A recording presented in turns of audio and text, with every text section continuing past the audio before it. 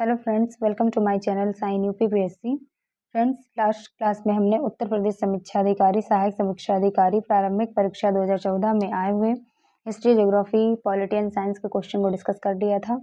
आज हम economy and UP special के क्वेश्चन को डिस्कस करेंगे और आपके कुछ क्वेश्चन जो है एग्रीकल्चर से रिलेटेड है। तो आइए स्टार्ट करते हैं। अर्थव्यवस्था का आर्थिक नियोजन एवं राष्ट्रीय आय और बजट से रिलेटेड टॉपिक से क्वेश्चन है। पहला, 2015-16 में संघ सरकार के बजट में बीमा कंपनियों के अंश पूंजी के विदेशी प्रत्यक्ष निवेश की सीमा बढ़ाकर कितनी कर दी गई थी? तो ये 2015-16 के आंकड़े हैं। तब ये कितना था आपका? 49% था। अभी वर्तमान में कितना है? 2020-21 में बीमा क्षेत्र में जो है एफडीआई कितना है? 74% है। तो ये वर्तमान में भी आपका 74% ही है। बीमा क्षेत्र में एफडीआई यानी प्रत्यक्ष विदेशी निवेश की सीमा जो है वो बढ़ाकर 74% कर दी गई है और ये आपका वर्तमान में भी 74% ही है। चलिए नेक्स्ट देखते हैं। भारत में दीर्घकालीन राजकोषीय नीति की घोषणा किस वित्त मंत्री द्वारा की गई थी? दीर्घकालीन राजकोषीय नीति की घोषणा किस वित्त मंत्री द्वारा की गई थी? वीपी सिंह द्वारा की गई थी, जो हमारे तत्कालीन वित्त मंत्री थे। 1985-86 के बजट में ये चीज प्रस्तुत की गई थी। तो भारत दीर्घकालीन राजकोषीय नीति की घोषणा जो है वीपी सिंह द्वारा 1985-86 के बजट में की गई थी। सार्वजनिक व्यय, करारोपण, सार्वजनिक ऋण तथा हीनार्थ प्रबंधन से संबंधित नीति को ही राजकोषीय नीति कहते हैं। सामाजिक तथा मेरिट वस्तुओं तथा सेवाओं की पूर्ति या सार्वजनिक व्यय राजस्व का प्रारंभिक बिंदु है। शेष सभी इस क्रिया को पूरा करने के साधन है। तो आपका स्टैटिक का पार्ट है, तो आपको इसे याद ही रखना है। नेक्स्ट देखते हैं। कृषि उद्योग व्यापार से रिलेटेड है। 2011 में सूक्ष्म एवं वित्त संस्थाएं, माइक्रो फाइनेंस इंस्टीट्यूशंस निम्नलिखित में से किसकी सिफारिश पर स्थापित किए गए? तो 2011 में जितने भी सूक्ष्म एवं वित्त संस्थाएं हैं, जिन्हें क्या कहते हैं? माइक्रो फाइनेंस इंस्टीट्यूशंस कहते हैं, वो किसकी सिफारिश पर स्थापित किए गए थे? तो ये मालेगाम समिति की सिफारिश पर स्थापित किए गए थे। तो डिटेल देख लेते हैं इसका। 2011 में सूक्ष्म वित्त संस्थाएं, माइक्रो फाइनेंस इंस्टीट्यूशंस, मालेगाम समिति, इंपॉर्टेंट है, याद रखना है नाम, मालेगाम समिति की सिफारिश पर स्थापित किए गए थे। हाल ही में आरबीआई ने बैंकों से खराब ऋण एवं धोखाधड़ियों के मामले की निगरानी हेतु YH मालेगाम की अध्यक्षता में समिति का गठन किया था। तो ये आपका करंट का क्वेश्चन रहा था, लेकिन स्टैटिक का भी पार्ट है, पूछा जा सकता है आपसे। नेक्स्ट है मुद्रा बैंकिंग एवं कर प्रणाली तथा केंद्र राज्य वित्तीय संबंध से रिलेटेड क्वेश्चन है। प्रतिछाया बैंकिंग क्या है?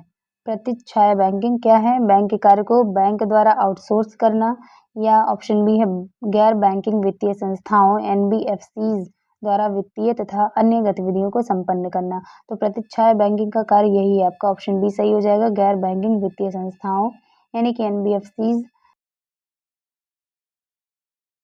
डिटेल देख लेते हैं इसका।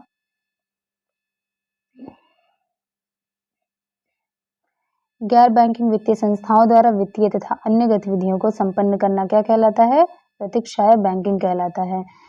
गैर बैंकिंग वित्तीय कंपनी उस संस्था को कहते हैं जो कंपनी अधिनियम 2013 के अंतर्गत पंजीकृत होती है और जिसका प्रमुख कार्य उधार देना तथा विभिन्न प्रकार के शेयरों, प्रतिभूतियों, बीमा कारोबार तथा चिट फंड से संबंधित कार्यों में निवेश करना होता है, लेकिन ना ही सरकार का और ना ही आरबीआई का इन पर अंकुश होता है। ओके, नेक्स्ट देखते हैं। 31 मार्च 2015 तक निम्नलिखित में से किस गैर बैंकिंग वित्तीय संस्था को भारतीय रिजर्व बैंक द्वारा व्यापारिक बैंक खोलने का लाइसेंस दिया गया था? ये आपका करंट का क्वेश्चन रहा था और वो समय बैंक क्या था? ये IDFC बैंक था। चलिए आगे देखते हैं। निम्नलिखित में से कौन सा प्रत्यक्ष कर है? विक्रय कर, एक्साइज ड्यूटी, कस्टम ड्यूटी या संपदा कर? संपदा कर जो है ये आपका क्या है? प्रत्यक्ष कर है। आयकर, निगम कर, व्यय कर, संपदा कर, पूंजी लाभ कर, लाभांश कर, ब्याज कर, उपहार कर इत्यादि प्रत्यक्ष कर के उदाहरण है, जबकि विक्रय कर, एक्साइज ड्यूटी और सीमा शुल्क अप्रत्यक्ष कर है। इंपॉर्टेंट है, वेरी वेरी इंपॉर्टेंट है, इसको आपको अच्छे से याद रखना है, ठीक है। चलिए आगे देखते हैं। किस राज्य सरकार के व्यापार का संचालन भारतीय रिजर्व बैंक नहीं करता? कह रहा है किस राज्य सरकार के व्यापार का संचालन भारतीय रिजर्व बैंक नहीं करता। तो ये ऑप्शन क्या था आपका करंट में? उस टाइम जम्मू और कश्मीर था, लेकिन अभी क्या हो गया है? 5 अगस्त 2019 को जम्मू कश्मीर को भारत का केंद्र शासित प्रदेश बना दिया गया है, अतः भारत सरकार की नीतियां अब वहां भी स्वतः लागू हो गई हैं। ठीक है, तब नहीं लागू था लेकिन अभी क्या हो गया, लागू हो गया है। ओके, नेक्स्ट देखते हैं। पेमेंट ऑफ ग्रेच्युटी एक्ट 1972 के अनुसार ग्रेच्युटी भुगतान की अधिकतम सीमा क्या है? I repeat, payment of gratuity act 1972 के अनुसार ग्रेच्युटी भुगतान की अधिकतम सीमा क्या है? तो ये अधिकतम सीमा क्या है? 10 लाख रुपए। और करंट में देखते हैं अब यह सीमा कितनी हो गई है, लगभग 20 लाख रुपए हो गई। ओके, नेक्स्ट है, पैन के प्रारंभ में 5 अंग्रेजी के अक्षर होते हैं, जैसे AFZPK 7190 के। इसमें P क्या दर्शाता है? ठीक, यानी स्टार्टिंग में जो 5 अक्षर होते हैं उसमें से P क्या दर्शाता है? तो P जो है वो व्यक्तिगत पहचान को दर्शाता है। डिटेल देख लेते हैं। स्थायी खाता संख्या या पैन भारत में 10 अंकीय वर्णनात्मक संख्या है जो आयकर विभाग द्वारा लेमिनेटेड कार्ड के रूप में जारी किया जाता है। पैन के प्रारंभ में दिए गए 5 अंग्रेजी अक्षरों में से P% अक्षर व्यक्तिगत को दर्शाता है, चौथा अक्षर कार्ड धारक को तथा 5वां अक्षर कार्ड धारक के सरनेम को दर्शाता है। ओके, चलिए आगे देखते हैं। साइंस से रिलेटेड क्वेश्चन है आपका फिजिक्स से। हवाई जहाज के टायरों को चौड़ा करने में निम्नलिखित में से कौन सी गैस प्रयुक्त होती है? तो हवाई जहाज के टायरों को चौड़ा करने में जो है वो नाइट्रोजन गैस का यूज होता है। डिटेल देख लेते हैं। वायुयान के टायरों में भरने हेतु नाइट्रोजन गैस का प्रयोग किया जाता है। वायुयान के टायरों का दबाव एवं तापमान बहुत उच्च होता है, जिससे वायुयान के उतरते एवं रुकते समय टायरों में विस्फोट होने की संभावना बहुत ज़्यादा होती है। तो नाइट्रोजन गैस का दबाव कम करने के कारण टायरों में जो है विस्फोट की संभावना नगण्य हो जाती है। नोट दिया है आपका, आयोग ने इस प्रश्न का उत्तर जो है विकल्प बी यानी हीलियम को माना था, किंतु बाद में संशोधन कर विकल्प सी को स्वीकार किया, यानी फाइनली जो है नाइट्रोजन को ही सही माना गया है। ओके, नेक्स्ट देखते हैं। निम्नलिखित कथनों पर विचार कीजिए। कथन है, सोते समय तीव्र प्रकाश अवांछनीय होता है। यानी कि जब हम सोते हैं तो क्या, अगर तेज लाइट होती है कमरे में तो हमें क्या अटपटा सा लगता है। ठीक है, तो वही कह रहा है कथन में कि सोते समय तीव्र प्रकाश अवांछनीय होता है। कारण, तीव्र प्रकाश में शरीर में मेलाटोनिन का उत्पादन अधिक होता है। ऐसा है क्या? नहीं, कथन सही है लेकिन कारण गलत है, यानी सी ऑप्शन सही है। ठीक, आगे देखते हैं इसका डिटेल। तीव्र प्रकाश में शरीर में मेलाटोनिन का उत्पादन कम होने लगता है, जिससे निद्रा में व्यवधान आता है, इसलिए सोते समय तीव्र प्रकाश अवांछनीय होता है। बहुत ही ये जनरल अवेयरनेस का क्वेश्चन है, आपको ये मतलब सबको पता होना चाहिए कि तीव्र प्रकाश में शरीर में मेलाटोनिन का उत्पादन कम होने लगता है, जिससे निद्रा में व्यवधान आता है, इसलिए सोते समय तीव्र प्रकाश अवांछनीय होता है। ठीक है, आगे है, शरीर में मेलाटोनिन का उत्पादन कम होने लगता है, जिससे निद्रा में व्यवधान आता है, इसलिए सोते समय तीव्र प्रकाश अवांछनीय होता है। शरीर में पीनियल ग्रंथि के द्वारा मेलाटोनिन नामक हार्मोन का निर्माण किया जाता है। पीनियल ग्रंथि एक मटर के आकार की ग्रंथि है और मस्तिष्क के मध्य से ठीक ऊपर स्थित होती है। दिन के दौरान पीनियल निष्क्रिय रहता है और जब सूरज ढल जाता है और अंधेरा होता है तो SCN द्वारा पीनियल को सक्रिय कर दिया जाता है और मेलाटोनिन का उत्पादन होने लगता है और यह रक्त में फैल जाता है, जिसके कारण नींद आने लगती है। ओके, नेक्स्ट देखते हैं। अब देख लेते हैं रसायन विज्ञान से रिलेटेड क्वेश्चन है। लाल स्याही बनाई जाती है किससे? तो लाल स्याही में क्या होता है? यूशीन। तो यूशीन से ही लाल स्याही बनाई जाती है। डिटेल देख लेते हैं। स्याही यानी रोशनाई या मशी इसे कहते हैं, एक द्रव है जिसमें बहुत से रंजक होते हैं यानी कलर। लाल स्याही यूशीन से बनाई जाती है। ओके, नेक्स्ट है, भोपाल गैस त्रासदी से संबंधित यौगिक का नाम क्या था? तो ये मैनी टाइम्स रिपीटेड क्वेश्चन है, मिथाइल आइसोसाइनेट। ठीक है, भोपाल गैस त्रासदी 1984 मिथाइल आइसोसाइनाइड नामक गैस के फैलने से हुई थी।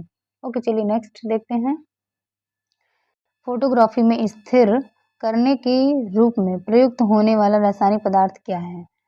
फोटोग्राफी में स्थिर करने के रूप में प्रयुक्त होने वाला रासायनिक पदार्थ क्या है? तो सोडियम थायोसल्फेट है।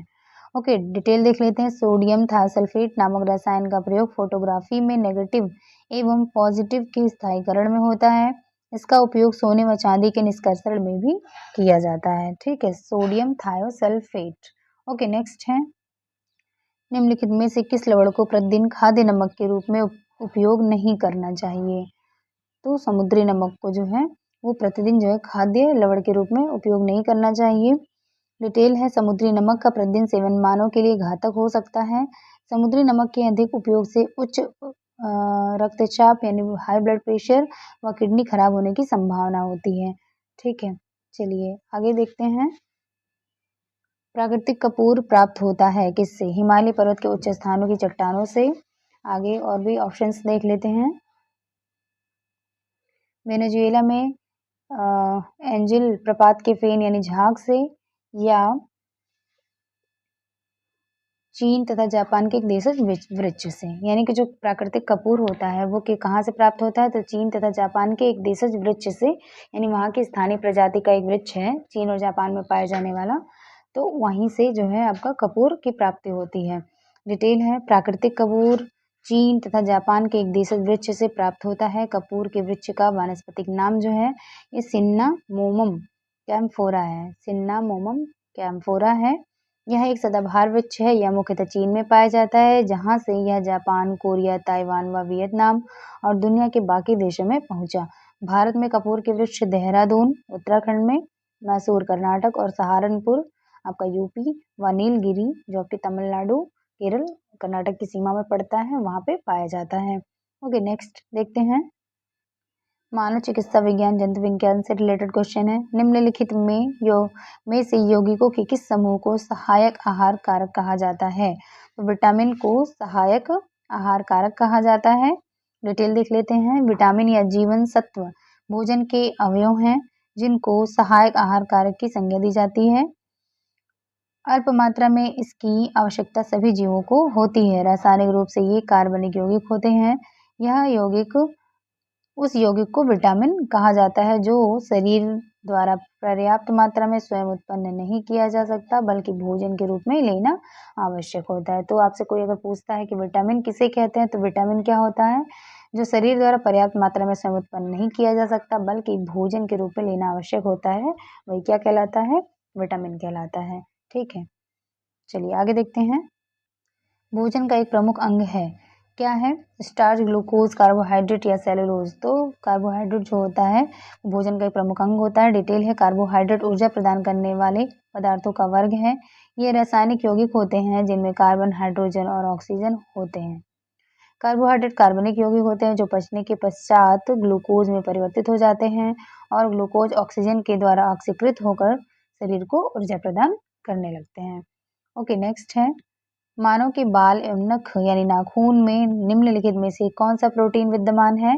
तो आपके नाखून और बाल में जो है पाया जाने वाला प्रोटीन क्या है? केराटिन होता है, केराटिन। ओके, डिटेल है, मानव के बाल एवं नाखून, पशुओं के सींग व खुर में केराटिन नामक प्रोटीन पाया जाता है। ओके, नेक्स्ट है, गाय का दूध पीले सफेद रंग का होता है जिसका कारण उसमें निम्नलिखित में से किसकी उपस्थिति है?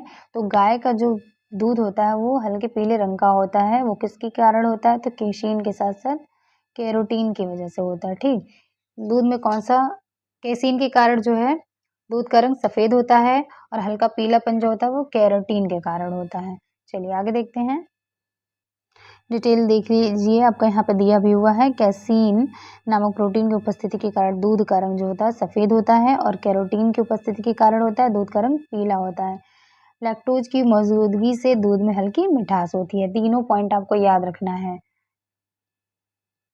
देखिए, कैसीन जो प्रोटीन होता है उसकी वजह से दूध का रंग सफ़ेद होता है, ठीक है, और कैरोटीन की उपस्थिति के कारण क्या होता है? दूध का रंग पीला होता है और लैक्टोज की उपस्थिति के कारण क्या होता है? दूध हल्का मीठा होता है। ओके, 3 पॉइंट्स आपको याद रखने हैं। फ्रेंड्स, आपको बता दें कि कैरोटीन और केराटिन, आप उससे कंफ्यूज नहीं होइएगा, ठीक। जो केराटिन होता है वो बाल, नाखून और पशुओं के खुर और बालों में पाया जाता है, लेकिन जो है आपका ये कैरोटीन जो प्रोटीन है उसके कारण दूध का रंग पीला होता है। ओके, नेक्स्ट है, इन्वायरमेंट से रिलेटेड क्वेश्चन देख लेते हैं। निम्नलिखित में से कौन सा जैव निम्नीकरण है? जैव निम्नीकरण क्या है आपका? रबर। ओके, डिटेल देख लेते हैं इसका।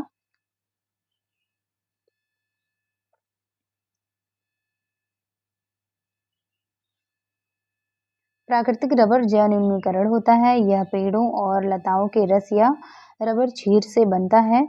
यूकाबिएसी कुल और आर्टिकेसी कुल, एपोसाइनेसी कुल तथा कंपोजिटी कुल के ग्वायुले इत्यादि के बड़े-बड़े वृक्षों, कुछ लताओं और झाड़ियों के रबर क्षीर से रबर प्राप्त होता है। कहाँ-कहाँ से प्राप्त होता है? रिपीट कर लेते हैं। यूकाबिएसी कुल, आर्टिकेसी कुल, एपोसाइनेसी कुल, कंपोजिटी कुल की ग्वायुले इत्यादि के बड़े-बड़े वृक्षों तथा कुछ लताओं और झाड़ियों के रबर क्षीर से रबर प्राप्त होता है। सबसे अधिक रबर हैविया ब्राजीलियेंसिस से प्राप्त होता है। यह अमेरिका के अमेज़न नदी के जंगलों में उगता है और अब भारत के त्रावणकोर, कोचीन, मैसूर, मालाबार, दुर्ग और सलेम में उगाया जाता है। रबर क्षीर में शुष्क रबर की मात्रा लगभग 32% रहती है। रबर क्षीर पानी से हल्का होता है। इसका विशिष्ट घनत्व 0.978 से 0.987 होता है। शुद्ध रबर में न गंध होती है और न ही रंग होता है। यह प्रत्यास्थ और पारदर्शक होता है। प्रत्यास्थ में इलास्टिसिटी होती है, यानी वो खींच के बढ़ाया जा सकता है। इसका अपवर्तनांक 1.5 to 19 होता है। बैक्टीरिया की क्रिया के कारण इसका रंग पीला हो जाता है और नीले धब्बे पड़ जाते हैं। ओके, नेक्स्ट देखते हैं। निम्नलिखित में से कौन सी गैस ओजोन परत के ह्रास के लिए उत्तरदायी है? तो ओजोन परत के लिए ह्रास के लिए उत्तरदायी कौन सी गैस है? क्लोरोफ्लोरोकार्बन। डिटेल देख लेते हैं। ओजोन परत समताप मंडल के निचले भाग पर 15 से 35 किलोमीटर की ऊंचाई पर पाई जाती है। ओजोन ऑक्सीजन के 3 परमाणु से मिलकर बनी गैस है। सामान्यतः पृथ्वी से 20 से 35 किलोमीटर के बीच इसकी सांद्रता सर्वाधिक होती है।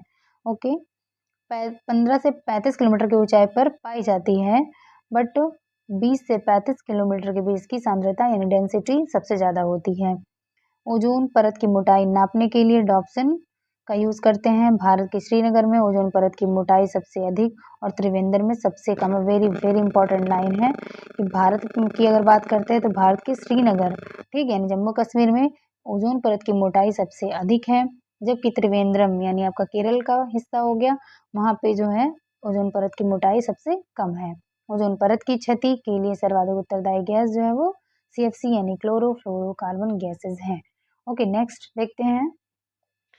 प्रतिशतता के आधार पर वायुमंडल में सर्वाधिक पाई जाने वाली गैस कौन सी है? तो प्रतिशतता के अकॉर्डिंग नाइट्रोजन, ऑब्वियसली आपने बहुत बार पढ़ा होगा। पृथ्वी के चारों ओर घिरे वायु के विस्तृत फैलाव को वायुमंडल कहते हैं। वायुमंडल की ऊपरी परत के अध्ययन को वायु विज्ञान एवं निचली परत के अध्ययन को ऋतु विज्ञान कहते हैं। वेरी इंपॉर्टेंट लाइन है। वायुमंडल के ऊपरी परत के अध्ययन को वायु विज्ञान कहते हैं और निचली परत के अध्ययन को ऋतु विज्ञान कहते हैं। आयतन के अनुसार वायुमंडल में विभिन्न गैसों का मिश्रण इस प्रकार है। नाइट्रोजन 78.07% है, ऑक्सीजन 20.93% है। एग्जैक्ट वाला आंकड़ा दिया है, ये एकदम सही है। कार्बन डाइऑक्साइड जो है 0.03% है और आर्गन 0.93% है। वेरी इंपॉर्टेंट है, क्रम याद रखिएगा। ओके, नेक्स्ट देखते हैं। निम्नलिखित में से किस कार्य से पारिस्थितिक संतुलन बिगड़ता है? लकड़ी काटना, सामाजिक वानिकी, वन महोत्सव, वनारोपण।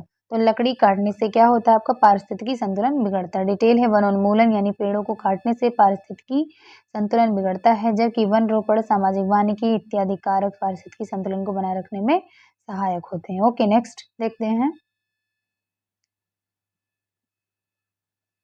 पारिस्थितिकीय निम्नलिखित के बीच पारस्परिक संबंधों का अध्ययन है, यानी पारिस्थितिकी इकोलॉजी जो है वो किसके बीच पारस्परिक संबंधों का अध्ययन करता है? तो आपका जीव और वातावरण के। ठीक है, डिटेल देख लेते हैं इसका। पारिस्थितिकी को सर्वप्रथम परिभाषित और विस्तृत अध्ययन करने का श्रेय जर्मन जीव वैज्ञानिक अर्नेस्ट हैकल को जाता है। इनके अनुसार वातावरण और जीव समुदाय के मध्य पारस्परिक संबंधों के अध्ययन को पारिस्थितिकी यानी इकोलॉजी कहते हैं। इससे जीव एवं उनके स्थान के संपूर्ण जैविक अजैविक संगठनों के अध्ययन का बोध होता है। इतना ही नहीं बल्कि इनके अंतर संबंधों की जटिल प्रक्रिया की ओर भी संकेत मिलता है। ओके, नेक्स्ट देखते हैं। मृदा क्षरण को रोका जा सकता है कैसे? तो वनारोपण से। ठीक है, अधिक से अधिक वृक्ष लगाएं। डिटेल है। वृक्षारोपण वनस्पतियों, विशेष रूप से अधिक गहरी जड़ों वाली झाड़ियों को उगाकर पशुओं को चराए जाने से रोककर, नदियों पर छोटे छोटे बांध बनाकर, सस्यावर्तन और संस्थानांतरित कृषि यानी स्थानांतरित कृषि, ठीक है, स्थानांतरित कृषि को प्रतिबंधित करके ढलान वाले क्षेत्रों में समोच्च रेखीय जुताई, पर्वतीय क्षेत्रों में सीढ़ीदार खेती, पवन की दिशा में समकोणीय जुताई आदि के द्वारा मृदा अपरदन या क्षरण को रोका जा सकता है। ओके, नेक्स्ट है लखनऊ जिले की सीमा निम्नलिखित में से किस जिले की सीमा को स्पर्श नहीं करती? बलिया, उन्नाव, हरदोई, बाराबंकी। बलिया ये आपका सबसे पूर्वी जिला पड़ जाता है यूपी का बलिया, तो आपका ऑब्वियसली जो है लखनऊ से सीमा नहीं बनाएगा। ठीक है, बाकी उन्नाव, हरदोई और बाराबंकी जो है ये लखनऊ से सटे हुए जिले हैं। इसके अलावा देख लेते हैं लखनऊ जिले की सीमा हरदोई, सीतापुर, बाराबंकी, रायबरेली और उन्नाव आदि जिलों की सीमाओं से स्पर्श करती है। ओके, नेक्स्ट है निम्नलिखित झीलों में से कौन सी एक विशेष विश्व धरोहर स्थल है? ठीक, विश्व धरोहर स्थल कौन सी है? तो क्रोएशिया की प्लिटविस झील जो है वो विश्व धरोहर स्थल है। क्रोएशिया की प्लिटविस झील विश्व धरोहर स्थल है। क्रोएशिया की प्लिटविस झील राष्ट्रीय पार्क को यूनेस्को द्वारा 1979 में विश्व धरोहर स्थल घोषित किया गया था। ओके, नेक्स्ट देखते हैं एजेंडा 21 किस क्षेत्र से संबंधित है? तो एजेंडा 21 जो है वो सतत विकास यानी सस्टेनेबल डेवलपमेंट से संबंधित है। डिटेल देख लेते हैं। एजेंडा 21 संयुक्त राष्ट्र संघ की सतत विकास से संबंधित एक योजना है। वर्ष 1992 में ब्राजील के रियो डी जेनेरो में आयोजित पृथ्वी शिखर सम्मेलन के दौरान एजेंडा 21 कार्य योजना को मूर्त रूप प्रदान किया गया था। यह सतत यानी टिकाऊ विकास यानी सस्टेनेबल डेवलपमेंट के संबंध में संयुक्त राष्ट्र की एक गैर बाध्यकारी कार्य योजना है, यानी यह अन्य देशों पर जो है बाध्यकारी नहीं है। ठीक है, चलिए, तो आई होप फ्रेंड्स आपको क्लास अच्छी लगी होगी। अगर आपको क्लास अच्छी लगी हो तो please do like share and subscribe my channel. मिलते हैं नेक्स्ट वीडियो में। Thank you.